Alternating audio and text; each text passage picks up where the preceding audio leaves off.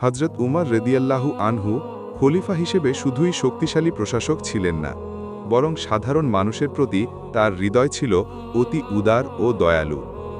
একদিন তিনি শহরের গলিপথ দিয়ে যাচ্ছিলেন, সাধারণ পোশাকে, যেন কেউ চিনতে না পারে। তখন তিনি লক্ষ্য করলেন এক দরিদ্র নারী তার শিশুদের নিয়ে কষ্টে আছে। তার মুখে ক্লান্তি, হাতে কোনো খাবারের জোগান নেই। হযরত উমার কাছে গিয়ে বিনীতভাবে জিজ্ঞেস করলেন, ভাই, কিভাবে চলাছিলে? তোমার পরিবারের জন্য খাবার আছে কি? নারী কিছুটা লজ্জা ভেবে বলল, আমার কাছে কিছুই নেই খাবার জন্য, ছোট্ট সন্তানরা কষ্টে আছে।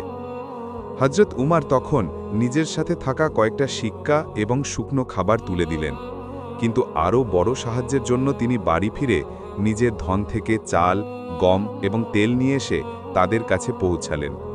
তিনি চাইলেন কেউ যেন বুঝতে না পারে এটা তার সাহায্য।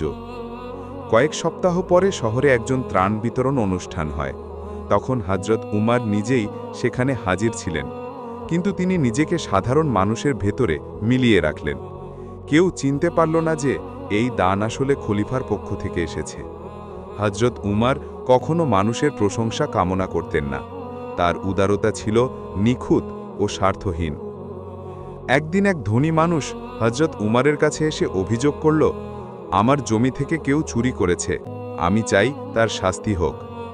হযরত উমার জিজ্ঞেস করলেন, তুমি কি সত্যি নিশ্চিত যে সে চোর? ধনীরা বলল, হ্যাঁ, আমি দেখেছি। তখন হযরত উমার সরাসরি মানুষের সাথে গিয়ে তদন্ত করলেন, খাদ্য ও দান ব্যবস্থা করলেন। তিনি বললেন, ইসলাম ন্যায় ও দয়া শেখায়, যারা সত্যিই কষ্টে আছে তাদের সাহায্য করাও আমাদের দায়িত্ব। আরেকটি ঘটনা ঘটেছিল যখন তিনি শহরের বাজার পরিদর্শন করছিলেন। একজন বিচারী রাস্তায় গিয়ে চেঁচাচ্ছিল, আমার জন্য কেউ কিছু করছে না, আমি ক্ষুধার্ত। হযরত উমার তার কাছে গিয়ে তাকে শান্ত করে দিলেন এবং বাজারে বসা ব্যবসায়ীদের বললেন, এই মানুষটির জন্য একটু সাহায্য করুন, আল্লাহর খাতিরে দান করো। ব্যবসায়ীরা অবাক হলেও অবশেষে সবাই মিলিত হয়ে খাদ্য ও কাপড় দিল। হযরত উমারের উদারতা ছিল শুধুই ধন বা খাদ্যের মধ্যে সীমাবদ্ধ নয়, তার ন্যায়পরায়ণতা, মানুষের দুঃখ বোঝার ক্ষমতা এবং সাহায্যের জন্য সরাসরি উদ্যোগ নেওয়া তাকে সত্যিকারের মুসলিম শাসক বানিয়েছিল। মানুষ জানত যে হযরত উমরের দরজায় যিনি যাবেন, কোনো দরিদ্র বা নিপীড়িত ব্যক্তিকে অবহেলা করা হবে না।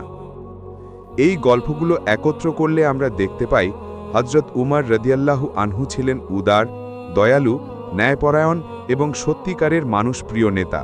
তার উদারতা শুধু সাময়িক সাহায্যের মধ্যে সীমাবদ্ধ ছিল না, বরং তিনি মানুষের জীবনকে উন্নত করতে সব সময় প্রচেষ্টা করতেন।